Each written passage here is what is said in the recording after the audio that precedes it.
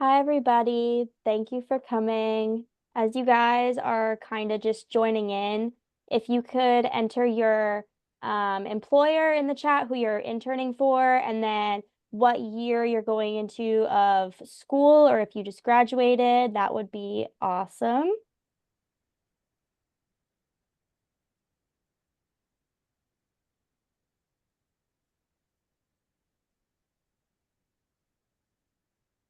And then we have a slideshow going on of some of our upcoming events. So if you're interested in any of these, please scan our QR codes. We're going to get started in a couple minutes.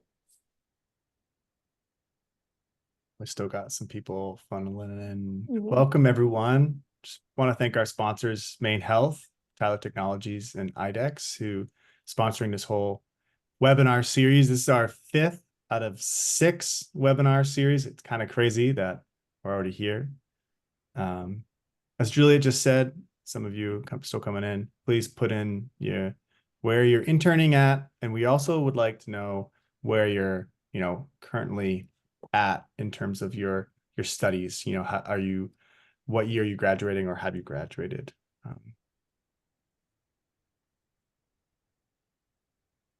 Just want to pitch that this Saturday we have our one and only weekend event where we're going to be going for like a private boat tour, free food and oyster flights up on the New Meadows River, and we still have a few spots left.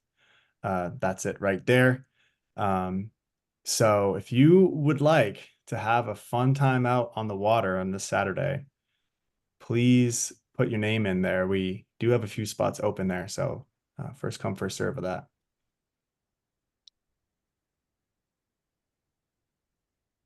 We just got a few more people join, so I'm gonna hold off for one more second. Please put in the chat where you're doing, and Juliet, you can take it away.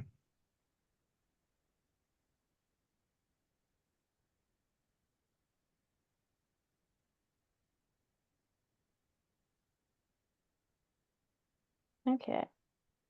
Thank you everyone for who checked and said their name and all of that.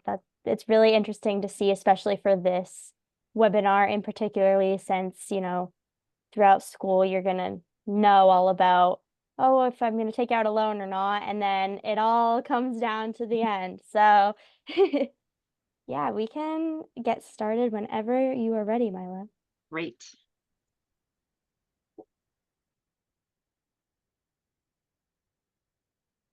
All righty. Well, hello. It's so nice to see all of you. Not that I can actually see you, but I know you're out there, and I loved seeing where you're going to school and where you're at in your schooling. And I really hope that this presentation will be helpful, and we will have time for some questions at the end. So I'm Mila Tappan. I'm the manager of college access and outreach at the Finance Authority of Maine. At FAME, we do a variety of things on the education side and on the business side. I work on the education side, and we're here to help you with everything from saving for college, maybe not for you anymore because you're already in school, but it's still not too late. But as you get older, thinking about that as you have your own children, but going through the financial aid process and helping you figure out how to repay your student loans. All of that is within the umbrella of what we do at FAME. I worked at the University of Maine in the financial aid office for 16 years and now have been at FAME for 16 years. So this is the world that I've lived in. It's changed a lot, and I'm excited to share with you today information that I hope will be really helpful. I think as important as anything is I have 2 kids of my own. I have a 29-year-old and a 25-year-old who have been through this process and are in the process of repaying their student loans as well. So have been able to experience it from that perspective too. So today what we're going to talk about is we're going to talk about student loans and, some basics, some things I want you to know about tracking your loans. Some of you might be getting ready to start repaying your loans. You all will eventually. So we're going to talk about that. We're going to talk about loan forgiveness. We're going to talk about some benefits that exist. And then we're going to end by talking about some financial wellness information that I think will be helpful as well. So let's start by talking about some student loan basics. This might be information that you're already familiar with, but just in case you're not, I wanted to be sure that you know that what a direct federal student loan is. A federal direct student loan is a loan that you are eligible to receive as a result of filing your FAFSA. The money is lent to you from the federal government. And what makes federal direct student loans very different from any other types of loans is that you are the borrower, you alone are the borrower. You don't need a cosigner because these are not credit-based loans. So these are loans that you are able to get all on your own simply because you did a FAFSA and you are a matriculated college student. Now, when you do borrow loans, assuming that you borrowed loans, you probably have if you're here, you may have noticed that through the years, you might have received all unsubsidized loans, or some of you might have had some portion of your loan subsidized. The only difference between a subsidized and an unsubsidized loan is what happens with the interest while you're in school. So with a subsidized loan, the federal government basically makes sure that you don't have any interest charged on your loan while you're in school, as well as during your grace period or any deferment periods, where with an unsubsidized loan, the interest is accruing as soon as your loan is dispersed or released to your school.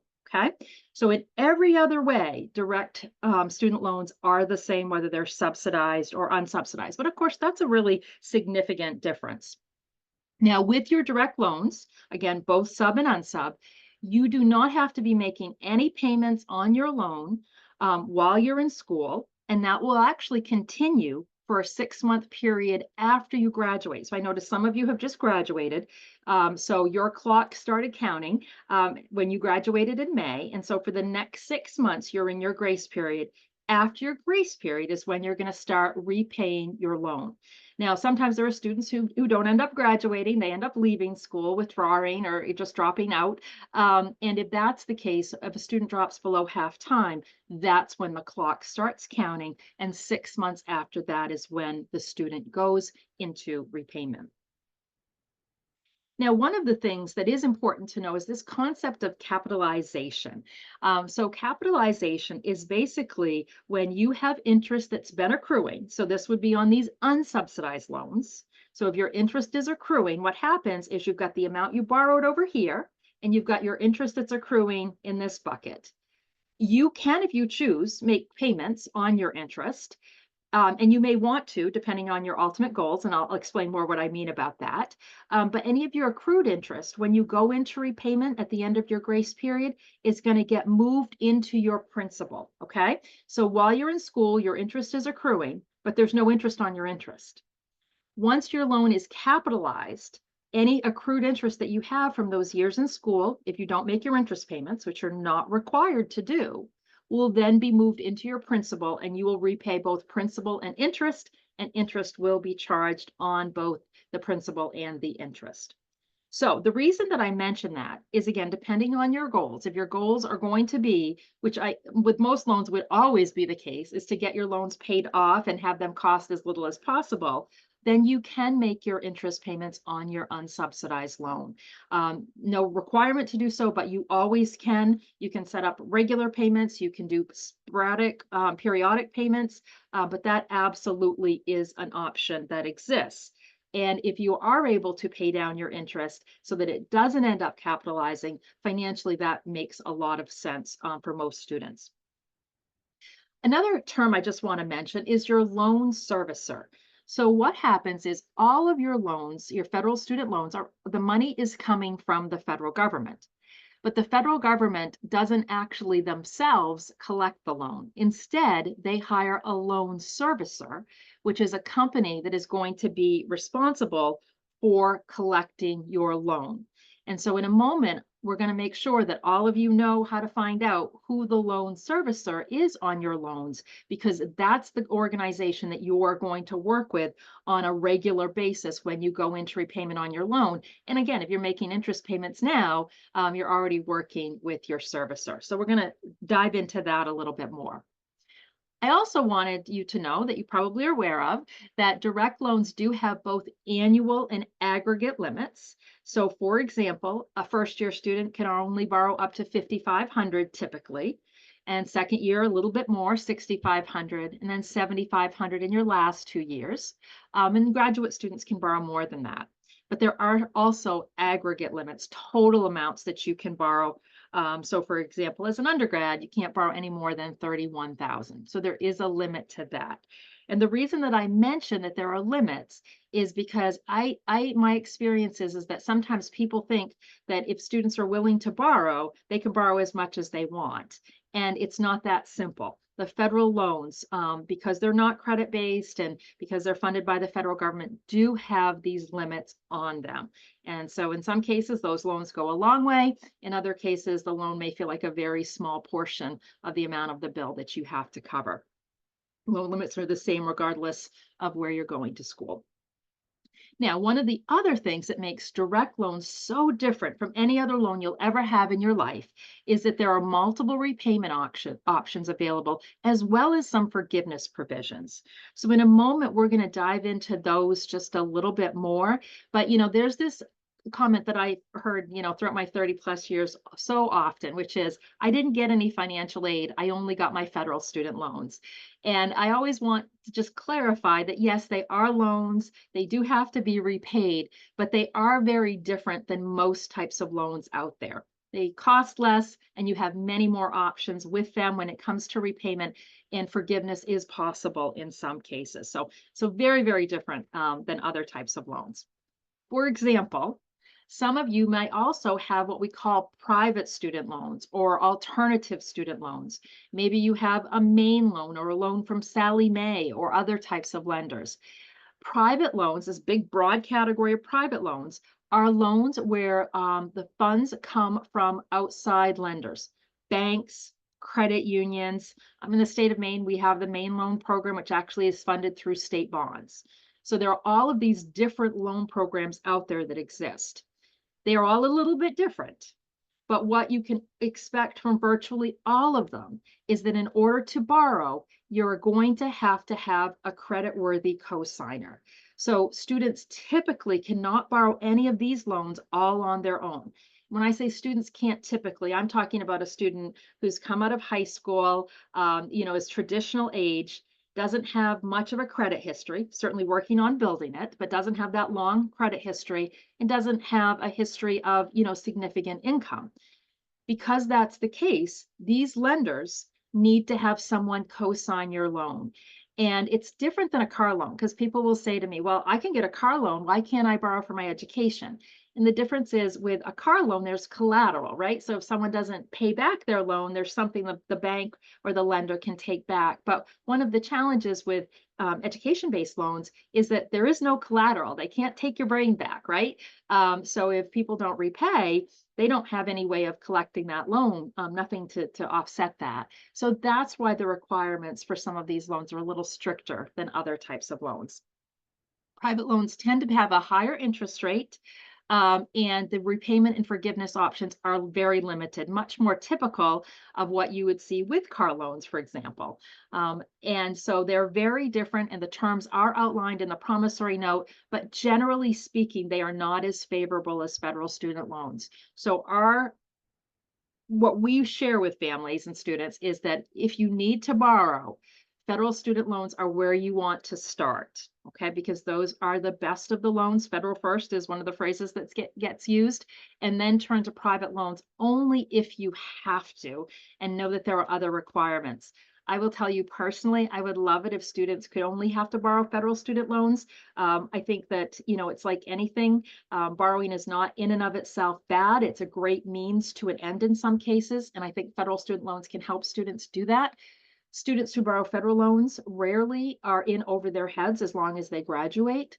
It's the private loans that worry me a little bit more. So I just want you to know going forward, if you have any questions about your loan specifically, we certainly can help with that vein.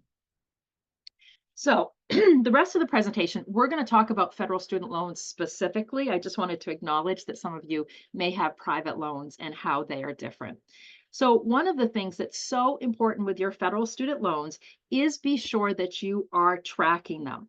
one of the things they did, and I've been around long enough to remember when you had to sign a promissory note every single year that you borrowed. But with federal student loans, you may recall that the first time you borrowed, that first year, you signed a master promissory note. You might not even remember doing it, but you signed a master promissory note that was good for 10 years. So it isn't like you sign a new promissory note every single time you borrow a federal student loan. You signed the first one and it covers you, for most students, it covers you throughout the rest of your career. So what happens is it's really easy to lose track of how much you have borrowed. So in the moment, you might know how much you borrowed, but as the years go on, it gets harder and harder to keep track. And so what we don't want you to be is surprised when you graduate and you get ready to go into repayment, that you're surprised about how much you borrowed. Instead, we want to be sure that you keep track of that as you go through school. Now, one of the things that federal student aid has done, excuse me, is they have over the last 10 years or so navigated everything or set up all of their websites. So really everything that you need that's federal student aid related is now at studentaid.gov. That did not always used to be the case, but studentaid.gov is now where you will find everything federal student aid related. So for example, if you're still filing a FAFSA, here's where you go to file your FAFSA. But it also has lots of information on loans, repayment, forgiveness, and all of that. So the way that you will track your loans is you will go to studentaid.gov and you will log in. You will log in the same way that you log in to file your FAFSA. You'll log in with what we refer to, shorthand, is with your FSA ID, your Federal Student Aid FSA ID, ID being your username and your password. Okay. So if you've done a FAFSA and you have a federal student loan, you have set up an account and you have a username and password to access this site. So I would love to have you go in and access this site after this, when you have a moment, and make sure that you're up to date with your loans and how much you have borrowed. Here are a few highlights that I wanted to show you from your federal student aid site. So this is a real site. So this is my youngest son. I think he did not have to borrow much. He went to community college, so his costs were much less. But you can see that he's logged in. Okay, so we're at the studentaid.gov site. He's logged in. And if you click on this little caret beside your name, you are going to see settings. And one of the things that's really important when it comes to your loans is to make sure that you keep your contact information up to date. Many of you set up your FSA ID probably while you were still in high school. And so you might have used, right? We would recommend that you don't, but some of you might have even used a high school email address, or maybe now you're using a college email address. Well, one of the things that we want to be sure of is as you go through school, and ideally you start with an email account that's going to stay with you forever. So what I love to see is when students, go in and make sure that the email account that's associated with your federal student aid account, for example, is a Gmail account or a Yahoo account, because you need to maintain access to that account as you go through this process. So if you don't know what your email account is, the email address that's associated with your FSA ID, I'd love to have you check that out and update it if needed, because again, you want to be sure that it's something you're going to have access to, not only now, but down the road after you graduate. Okay, so we're going to have a to-do list in a moment. The other thing I want you to see here is the ability to see who your servicer is. So for example, when you log in, I just highlighted it in red here, you are going to see all of you. It's going to say my loan servicers, and it could have more than one. Probably you all just have one. Used to work a little bit differently, and sometimes people would have multiple servicers, but you should have just one. Now you're going to see here that in this case, the servicer is Nelnet. So the Department of Education owns the loans, they provided the money, but in my son's case, it's being collected, by Nelnet. My other older son also has loans, and his loans are being collected by Mohila. So Mohila is another servicer. Some of you might have Ed Financial, Aid Advantage is another one. So what I'd love to have you do when you have a few moments, log into studentaid.gov with your FSA ID. Check your settings, make sure your information's up to date, figure out who your servicer is, okay? identify your servicer, and see how much you borrowed. Okay, so here's where you're going to be able to see how much you borrowed. You can click on this to see more details. So I will tell you, if I had my older son's loans, there are many more and the balance is higher. And I'm going to talk a little bit about that in a moment. So here's what I want on your to-do list, okay? I want you to log into studentaid.gov, again with your FSA ID, review and update your contact information under settings. I want you to confirm your servicer, and I want you to review your loan amount. Again, do this regularly so you stay with all your information being accurate and you're not surprised how much you borrowed when you finish up your education. Additionally, I want to be sure you create an account with your loan servicer. So if you haven't already, some of you may have already done this, and you can do this as soon as you have your servicer's been assigned. You want to create an account with them. And so there you will be able to also see your loan information. And you're going to want to be sure you keep your contact information up to date with them as well. Your loan servicer's records and the loan amounts on studentaid.gov should be in sync. Okay, they should be. Now, sometimes there's a period of time where the new loan, it takes a little bit for them to be in sync, but the amounts should be the same for both scenarios. So your servicer, again, is who's going to collect your loan and who you're going to have that long-term relationship with. Now, for those of you who are getting ready to enter repayment, so you're maybe in your grace period now, around 2 months out, you are going to want to be sure that you are getting ready to start repaying your loans. You're going to want to know what your payment due date is going to be. You're going to want to understand what your monthly payment is, and you're going to want to know what your repayment plan is because you have choices. Okay. So all of you, I want to do the first couple of steps. And then if you're getting ready to enter repayment, I want you to check on these other pieces. So here's what we find makes people successful when repaying their student loans is that, first of all, they're keeping their information up to date. So they're actually getting the information and the notifications from their servicer. So that's critical. People are planning. They're taking into account what their student loan payment is going to be and building that into their budget. And as important is they're asking for help when they need it. So sometimes what we found is people do find that they get a little overwhelmed by all this, and it's easy to have that head in the sand mentality, but you never want to do that with your student loans. You want to be sure that if you're struggling with your student loans in any way, that you contact your servicer because you have multiple options available to you. So what you want to be doing is as you get ready to repay your loans, and some of you, this is coming up in the next 6 months. Some of you, this won't be for 2 or 3 or 4 more years.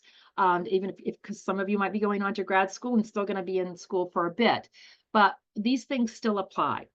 When it comes time to go into repayment, you want to make a budget. We're going to talk about budgets in just a minute.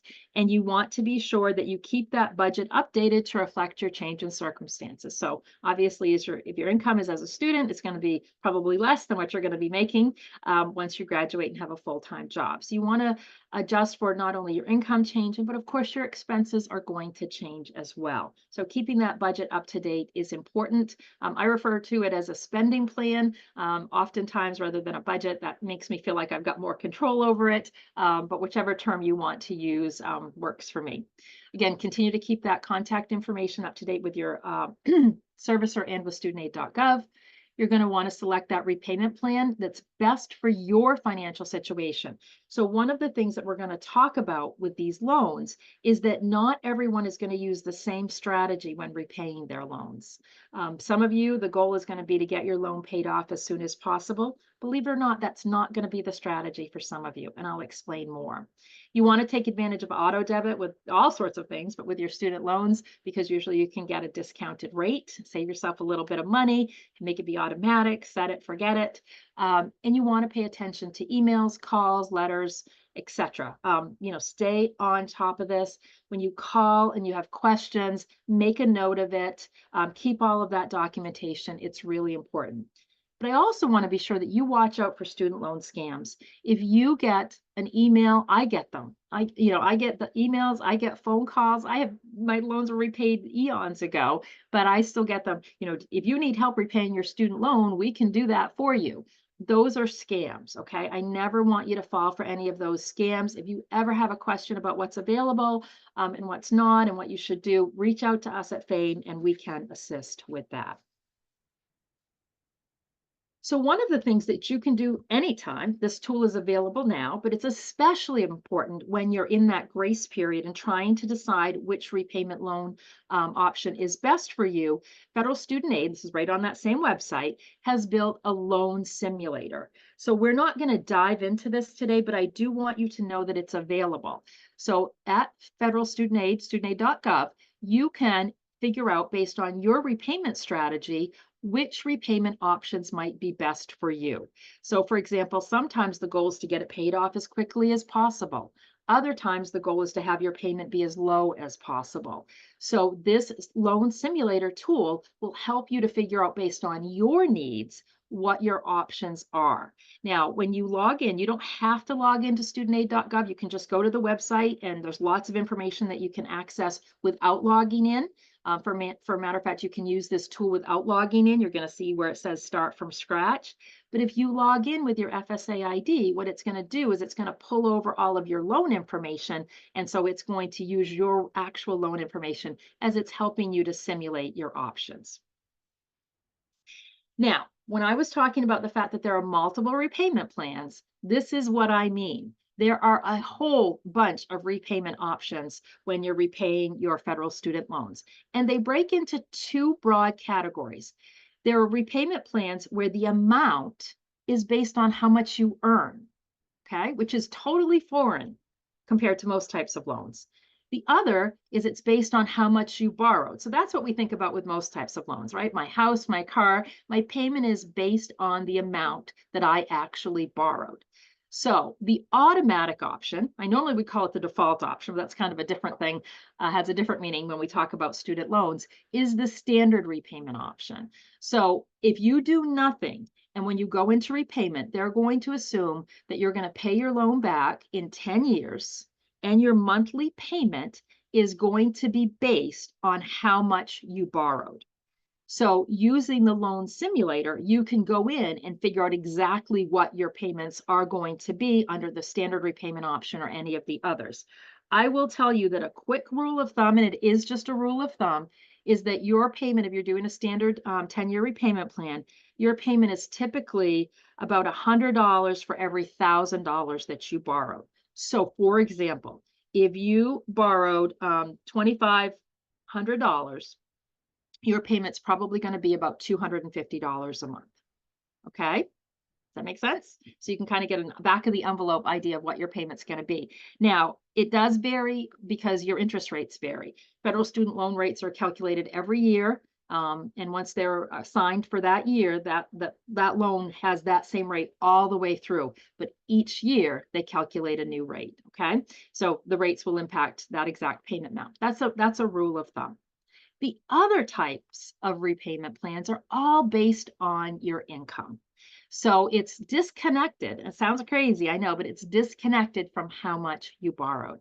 Now, these have been the standard repayment plans that are based on income for the last several years, but you're going to notice that I've got the SAVE plan here. So the SAVE plan is a new plan that just went into effect last year, and I want to talk a little bit more about it because it's, in my opinion, it's a great plan. It's a really, really affordable plan for students in general.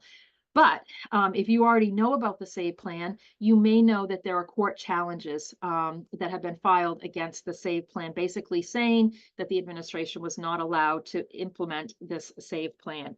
So it's literally up in the air in the courts at the moment. So it's been partially implemented, but we don't know what the future of the SAVE plan is. So I'm going to still share a few details about it because it is such a beneficial plan for those of you who are going into repayment soon. If you can still participate in this plan, it might be of interest to you. But if you're going to be graduating a little bit down the road, I have, crystal ball as to whether or not this option will be available. But there is no doubt that other income-based options will remain available. But here's just a few highlights of the SAVE plan. And I want to mention them because this is very unique to the SAVE plan, and it's the best of all of the income-based repayment plans. Basically, how they calculate your payment with a SAVE plan is they say, what's 225% of poverty for a given year? Okay, so that's where we start. So in Maine, for 2022, the 225% of poverty for a single person with no dependents is $32,805. So when calculating your loan payment, let's just say you're an undergraduate, your payments are based on 10%. I'll get to that other piece in a moment. And for graduate students, they're always going to be 10%. Then basically what it says is, okay, how much of your income is over that 225%? So let's do the $32,805 for the moment.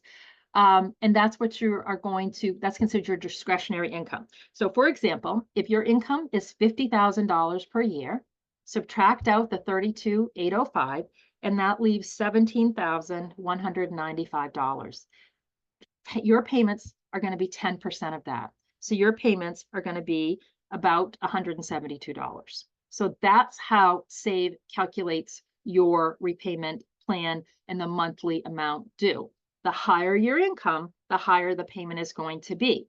Now, if you're someone who, hopefully all of you are going to be making way more than $32,000 a year, but if you're making less than the cutoff, your payment amount is going to be zero. So zero is an acceptable repayment amount. And I'll explain when we talk about forgiveness that it is considered a payment that you have made, even if your payment amount is zero. Now, probably most of you, it's going to be higher than that. It's going to be, you know, the difference between that 225%, your salary, it's going to be 10% of that. Now, one of the things that was supposed to have gone into effect as of July 1st of this year was undergraduates. It wasn't supposed to be 10%. It's supposed to drop down to 5%. That is what is being held up in the courts at the moment. So right now, people can continue to enroll in the plan, but this 5% piece has not been implemented and may never be, and the whole plan could go away. But for now, it does exist. Okay. The other piece that's really significant when it comes to SAVE is, you know how you hear about people talking about student loans and the fact that their loans grow. So they make these smaller payments based on their income, but then what happens is their loans get bigger and bigger over time because their payments aren't enough to even cover the interest. One of the benefits of SAVE that only exists in the SAVE plan is that you will not have any interest accrue, any additional interest. So let's just say you're one of those people who your income is low enough that your payment amount is zero. So not only do you not have to make a payment, but any of that interest that would be accruing for that month when you're in repayment will be forgiven, will not be added on to your loan. So that prevents your loans from growing. Okay, so this is going to have more impact on low-income families or students and borrowers. Those of you that are going to have higher incomes, this probably won't be an issue because your payments are going to be high enough to cover that interest. But I think it's a really important tool for some students. The other benefit of SAVE is that any balance that you have, as long as you've been making your payments, will be forgiven after 20 years if you're doing, if you only had loans as an undergraduate, 25 if you took out loans as a graduate student. So there is an end in sight. So you do this plan, you make your payments, whether they're zero, whether they're $100, $200, $300 a month based on your income. After 20 years, anything that's left is going to be forgiven. So I just wanted to highlight that one plan. There are others, and you can learn more about them here. So again, many repayment plans that are based on your income, but they all do work a little bit differently, and then payments that are based on the total amount of debt. It's up to you to decide what payment option is going to work best for you. And one of the nice things about these loans is that you can change it. So you can say, you know, at this point in my life, this is what I want to do for my repayment option. But at a different point, your financial situation or other things may change. And you may say, you know what, now I want to do this other payment plan. So you can change your payment plans as you need to. So when you're paying your loans back, you know, do something that motivates you, Post-it notes, posters, anything to track your stuff just to make you feel like you're making progress. If your goal is to pay your loan off as soon as possible, which is not everyone's goal, and I will explain, then use tax refunds or found money to reduce your loan balance. Decide whether you want to do that debt snowball where you pay your smallest loans off first, get them all paid off, and then tap into your highest ones. One of the things you can do with your servicers, you can say, I want to, focus on, I need to pay all of my payments, but I want to make some extra. So which loan do I want it to go to? And you can apply it to that specific loan. Sometimes people want to pay off the highest interest loan first. So think about what your strategy is going to be. Generally speaking, you don't want to probably refinance your federal student loans. You lose a lot of your benefits as a result of refinancing, basically taking out a new loan and paying it off. But there are some circumstances where that makes sense. But long story short, try not to take on more debt if you're trying to repay the debt that you do have. Now, when I've talked about not everyone's goal is to get their loan paid off as quickly as possible, is because primarily of two forgiveness programs. The first of those forgiveness programs is public service loan forgiveness. And I'm going to be honest with you, how this gets approached kind of sets my head a spinning, because it is contrary to what we do with loans most of the time. With my mortgage, with my car, my goal is I want to get the darn loan paid off. But with public service loan forgiveness, it is a little bit different. So here's how public service loan forgiveness works. If you're employed by a government or nonprofit organization, you might be eligible. And so if you do participate in public service loan forgiveness, after 120 qualifying payments, so after 10 years, they do not have to be consecutive, but after 120 months worth of payments, where you've been working for an eligible employer and you've been working full time, you have the rest of your loans forgiven. Okay. Now, I want to go back and highlight a few things. So who is an eligible employer? So it's government organizations. So that's all state employees qualify for public service loan forgiveness, all public school teachers, everyone that's employed at the University of Maine system, everyone that's employed by the Maine Community College system. Okay, so it's really, really broad. Additionally, it's nonprofit organizations. So when you think about Northern Light Health or the other large hospitals, those are nonprofits. So those are considered, if you're working at those employers, you are potentially eligible for public service loan forgiveness, because it's not based on your job. It's not based on what you do. It's based on who you work for. So if you're employed by any of these employers, you are potentially eligible for public service loan forgiveness. So then what you do is you set up your repayment option. If you're in a job, public service, it may well not be paying as well as you might be able to make in the private sector. That's the idea behind this. So you may want to do income-based repayment. You could do standard repayment, but you're going to have the loan paid off in 10 years, right? So you want to do income-based repayment. And then what's going to happen is after 10 years or 120 payments of making your payments, anything that will be left will be forgiven. So this is where my oldest son comes into play. So he went to school, went grad and undergrad. So he has more student loan debt than my younger son does. And so he's working for a nonprofit organization. And so what he is doing is he's doing his SAVE program right now. And so his payment, I can't remember exactly what it is. I think it's $220 per month. So his salary's pretty good, but he's not getting rich. So his payment is that amount. His payment would be higher if he were making a standard repayment. What he just has to do is for the next 10 years, he's 4.5 years in, for the next 10 years, as long as he continues to make his loan payments, at the end, anything he has left will be forgiven. And in his case, that'll be several $1,000s that will be forgiven. So that's the benefit of public service loan forgiveness. Now, here's the crazy part. He doesn't want to pay extra, and it goes against everything I believe typically, but he doesn't want to pay extra because any of that extra would be forgiven after 10 years as long as he stays working for a nonprofit or participates in the public service loan forgiveness option. So this is something we could do a whole presentation just on this. I promise you, I'm moving on now. But if you have more questions about that, I'm always here to try to help with that. And there is a tool on the student aid state.gov website where you can see what the details are of this program, and we want you to use that tool because you want to certify that you're eligible every single year to keep track so that you're on track. And when you get to year 8, 9, and 10, you've got verification that you've met all of those prior years worth of payments, and so your loans can indeed be forgiven. Lots more information at studentaid.gov/PSLF if you want to investigate that.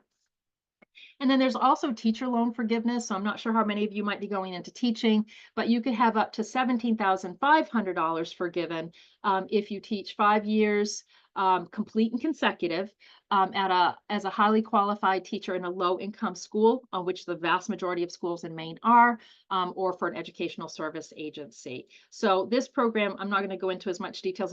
It's pretty straightforward. But I do want you to be aware that you can't get teacher loan forgiveness and public service loan forgiveness for the same period of service. So you'd want to check into that if you were someone who was eligible for both. You'd want to have a conversation with me or someone who can provide some assistance with making a determination about your right steps. But these are two of the big programs that separate direct loans, direct federal student loans from any other types of loans, your repayment options, and the potential for forgiveness. So if you ever are in a situation where you can't make your loan payments, please ask for help. I mean, there again are payments programs where if you're struggling financially can be based on your income to ensure that they are indeed affordable. And even if you're in a situation that's really bad and you just cannot make payments at all for a bit, there are forbearances, deferments for things like unemployment or really bad financial situations. If you go back to school half-time, you're on active military duty service, all of those are situations where you can take a break from repaying your student loans. Now, one of the best things about being in Maine, and we want all of you who aren't from Maine to stay here in Maine, is that when you're thinking about repaying your loans, there's this awesome program called, it's called the Student Loan Repayment Program. It's been called Opportunity Maine. We still call it that. But basically what happens is, imagine yourself working. You're employed, you're making your student loan payments. Okay, let's say your student loan payments are $240 per month. Guess what? At the end of the tax year, that next spring, you're going to go file your taxes. If you're a Maine resident and you could have graduated from any accredited school, in-state or out-of-state, you can have a bachelor's degree, an associate's degree, or a graduate degree. When you file your Maine state taxes, you can get a tax credit, a refundable tax credit for those loan payments. So let's just say your payments were $200 a month. You made 12 payments, so that's $2,400 per year. You can get that money back from the state of Maine when you're paying your taxes. And because it's a refundable tax credit, what that means is it's going to first pay down your taxes. So let's say your tax bill is $5,000. It's going to bring it down by $2,400. Or let's say that your tax bill is zero for, because some people don't have to pay any state income tax, then you're going to get that $2,400 back.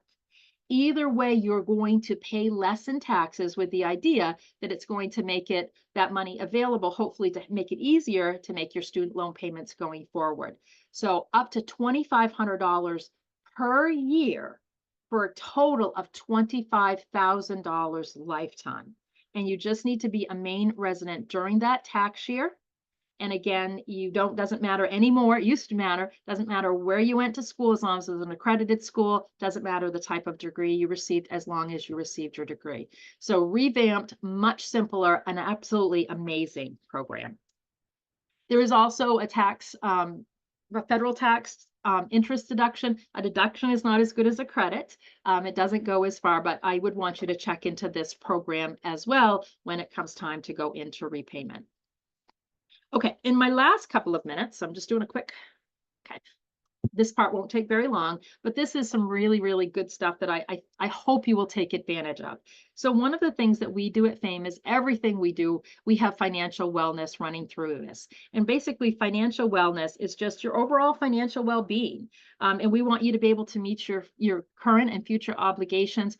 We want you to be financially secure and have choices. We want you to rule your money, not your money to rule you. And so one of the things we do to make this possible is we have this free online financial education platform called iGrad. And what iGrad, if you go here and you sign up for it, again, it's free, it will provide you with all sorts of different tools that you can use to help you be in a really good space in terms of your financial wellness. So first of all, you can do a financial wellness assessment that will allow the platform to customize the content that you see to make it more applicable to your situation. There are videos, there are articles, you can complete a course. Topics include everything from budgeting to federal student loans. I'm focusing on the two things we're talking about today, but there's something where you can do your money personality. We all look at money differently, and that impacts how we spend money and what we want to know about our spending habits. There's even a scholarship search for those of you that are still in school. So you can see here, this is just a quick screenshot of all of the different topics and the different types of tools that exist. So again, videos, whatever way you like to get your content, it exists on this platform. So I really, really encourage you to set up an account. And so again, you just go to fame.igrad.com, completely free. In closing, I just want to mention two more programs that are available to people who are Maine residents that you might have heard about, but are just so good that we always want to talk about them, and not everyone has heard about them. So you may be familiar with NextGen. NextGen is a program to save for college. And you might say, why are you telling me this now? I'm already in college. But NextGen is a program that still continues to be available to you as well. So if you still are in college and have time left in school and are still continuing to pay for college, it is not too late. NextGen and 529 plans are not just for babies and children, they're for adults as well. So this is applicable to you. And one of the things that's really cool about 529 plans is you basically put money into an account. That money grows tax-free as long as you use it for higher education. So you put in after-tax money, hopefully it grows, and then that you don't have to pay taxes on that money. So especially for people who have younger kids, this is where it really can have a benefit. So some of you might already have kids, maybe not yet, but you might soon. So we want you to know about NextGen because ideally people who can start saving for their own kiddos as early as possible, that's a huge benefit. But again, this is applicable to you now, okay? So you, for example, could open up a NextGen account. I'm going to talk about some grants that are available, but you could open up a NextGen account. And let's just say that even if you're graduating now, down the road, you need to take some certification classes. You just want to take some classes. You can do that and use a NextGen account to do that. You do not have to be an enrolled matriculated student. You just have to be taking classes at a school that is an accredited school. So University of Maine, all of these schools are accredited. And NextGen funds and 529s in general can be used for all sorts of different types of expenses, including room and board, even if it's off campus. So I want to just end by talking about the grants that are associated with NextGen. So if you were to open up a NextGen account, you would put in $25, and because you're a Maine resident, assuming that you are, you would automatically get a $100 initial matching grant. If you set up automated funding so that you have, however much going into that account on a monthly basis, after 6 months, you're going to get a $100 automated funding grant. And if you want to continue to contribute over periods of time, like with my kids, I kept their NextGen accounts open all the way through school. For a matter of fact, my youngest is still open because I kept putting money into them because there's something called a next step matching grant, where if you continue to put money in, that money is matched every single year at 30% on the dollar. So basically, if you put $1,000 in a year, you get a $300 grant, and you can do that each and every year. You can take the money out, and then as you put money back in, every year that's going to be assessed. So these grants are all available to anyone who's a Maine resident who sets up an account, whether it's for their child or because you're 18 or older, you can set up your own account and you can take advantage of all of these grants. So they all are available to you. And what I love about them is that they don't require any additional additional paperwork. So when you open up the account, you're automatically looked at to see if you're eligible for the initial matching grant. You set up automated payment, you automatically are assessed to see whether you can get that $100 automated funding grant, and the same thing with the next step matching grant.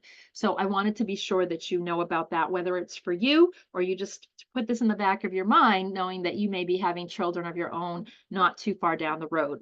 And last but not least, if you do have children of your own and they're born here as Maine residents, you might be familiar with the ALFON program. So the ALFON program, the ALFON grant is given to every baby that's born here in the state of Maine, gets a $500 ALFON grant just by virtue of being born a Maine resident. And that money grows over time and then is available to use for higher education. So it's literally just a $500 gift from the ALFON Foundation, but it does, hopefully we're seeing it grow over time, and it really makes a huge difference when students are ready to go on to higher education. Our oldest ALFON babies are now entering in high school.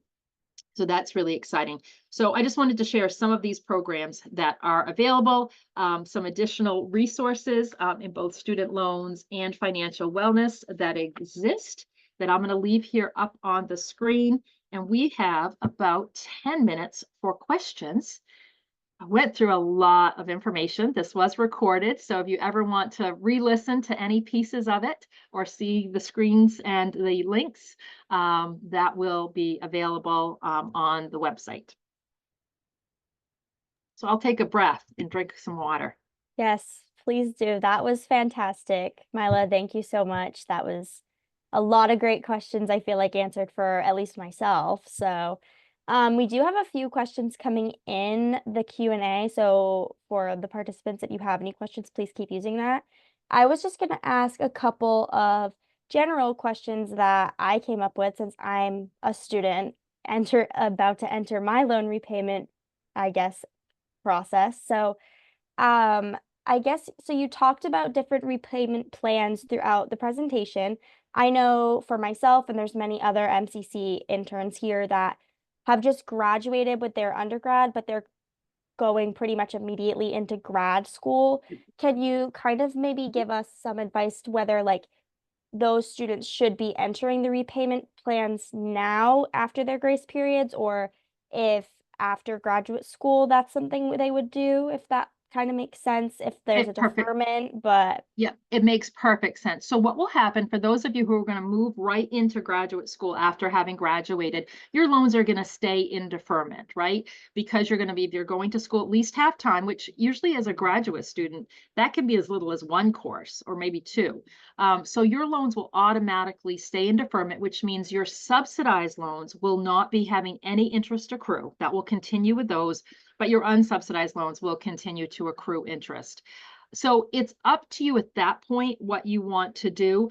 You're not required to make payments. Most students don't make payments when they're in grad school because they're still trying to pay for graduate school, so they continue on with those deferments. I would say that if you have the opportunity to pay down some of your interest, if you're not going into public service, again, very different if you're going into public service, but if you're not going into public service, you might want to work on getting that interest down just so it doesn't capitalize. But otherwise, I think that you can take any money that you have extra and you can, put it aside and invest it in other ways as well.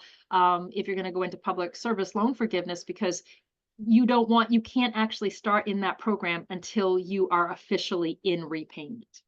Okay. So while you're in grad school, you actually cannot participate in the public service loan forgiveness program, even if you were employed full-time by an employer, which you probably wouldn't be. So at that point in time, I know it sounds so contrary to our regular logic, but it doesn't make sense to be making payments at that point in time.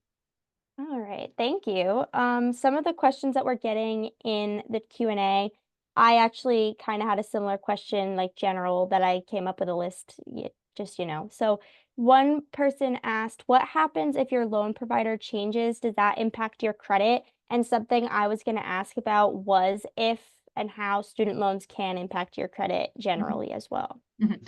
Yeah, so if your loan servicer changes, it shouldn't impact your credits. You should be fine there.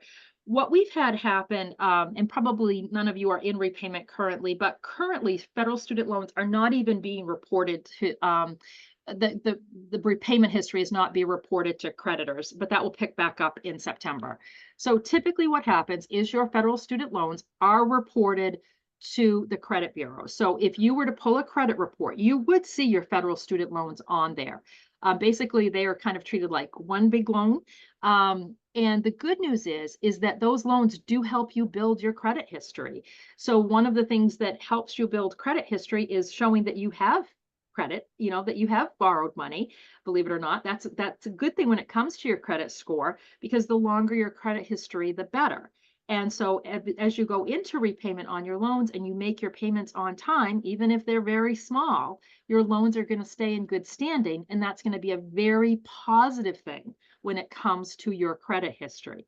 But it's like anything else. If you don't make your payments, if you fall behind, then that's going to have a negative impact on your credit history.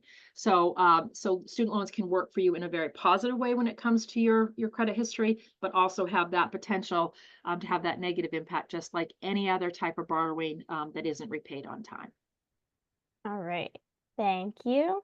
Our next question is asking about the next gen. So they said, if you put money into the next gen matching fund each year, is this deductible off your taxable income similar to the IRA deductions? Yes, there is a deduction on Maine state taxes for contributions to a next gen account. Yes. Awesome. Yes. And then we It was gone and it's back. So And then we also have another question asking, can you stack benefits? In other words, apply and receive multiple of the benefits? the matching grants, I'm assuming, no, it is one per beneficiary. So, at one point my mother had an account for my kids and I had an account for my kids. They could only get each of those matching grants once, like that initial matching grant, you can only get it one time. So whoever opens up the account first. So it is one grant per beneficiary. All right. Thank you for clarifying. That is a good question. It is a great question, but I do want to clarify too that next step matching grant is an annual grant though. So that one you can actually get it multiple years, but again, just one per beneficiary per year. Awesome. And then we have a time for a few more, I think. Another participant asked kind of how you can get over the overwhelming feeling of starting your repayment, and then what kind of scams and programs should we be looking for and avoiding during this process? I think it's like anything, just break it down into small bite-sized pieces. So that's one of the reasons that those of you who are, sophomores or juniors or rising juniors that are going to be seniors, I want you to be looking at your loans now before you have to start repaying them. I want you to have a sense of how much you've borrowed. I want you to predict how much you think you'll borrow. I want you to use that loan simulator, because if you can do that and get familiar with that and get your account set up with your servicer, while there's not the pressure of having to do it, you're going to have that much more accomplished by the time that you go into repayment. So if you've been able to do that prior to repayment, then you graduate, you celebrate, you get your new job, hopefully. And then, as you get closer to repayment, you probably already have thought about, okay, this is how much I borrowed. These are my repayment options. One of the big things you're going to think about is, am I working for someone where I qualify for public service loan forgiveness, or do I not qualify? That's going to impact your strategy tremendously. But if you've already kind of gotten familiar with the different repayment options and you know about public service loan forgiveness as you decide on your employers, by the time repayment actually comes, you are going to be much more up to speed, and I think it will feel much less overwhelming. But what I also want to reassure you is that at FAME, that is one of the things that we can help with. So that happens all the time. I will get someone that I will meet with and they'll say, I just don't even know where to start. So that's what we do. We figure out, okay, in your situation, I ask a series of questions because everyone's scenario is different. And we figure out for you what might make sense. And we are looking at working closely with an organization that will be able to provide additional counseling that's really, really in depth. That's all they do. ECMC is also an organization that you might have heard of. So many of you might have been reached out to by ECMC, and they provide, again, free loan counseling. They are paid by us at FAME. So there are many resources available. So ECMC, the Institute for Student Loan Advisors, these are all free resources that exist. Those ones are safe. The scam ones are the ones that are unsolicited and basically make a promise that sounds too good to be true. So what I want you to do is, if you ever hear from organizations other than like ECMC, I want you to reach out. If you have any questions at all, today I got a spam. I know it was a spam email. I know it's my organization testing me, right? Mila, is this spam? Are you going to click on it or not? So I didn't click on it. Instead, I followed up and said, hey, I got this. That's what we want you to do, because we can pretty quickly tell you, nope, that's a scam. When you reach out to your servicer, you know it's legitimate, right? So once you've identified your servicer and you reach out to them, then you're going to feel much more confident that you're getting the information that you need, and it's going to be accurate. But we're always here to help. Okay. Wow, that was a lot. So It was. I know, and I went to try to scale it back, but all of these things were things I just really wanted you to know. And I figure we can, you can review the recording hopefully. And I just want to echo what you've said, Mila and Juliet, what you've asking the questions. Like, there's always something out there, like, you don't want to be the person that just takes the max amount of payment and that's what you do, whether it's public or private. Exactly. Ask questions, call your servicer, go online and reach out to FAME. So I put in your contact information, the website down in the chat there. This is recorded, so you can go back to it. Ask Juliet, questions or me if you have them. But we are out of time, and we would really just like to thank you for all of that information. For those of you who asked questions that didn't get answered or not, please feel free to reach out, and we'll hopefully see you at future MCC events as well. But Mila, thank you so much again. You're very welcome. Thank you. Take care, everybody. Thank you all for coming, and thank you again, Mila. Thank you.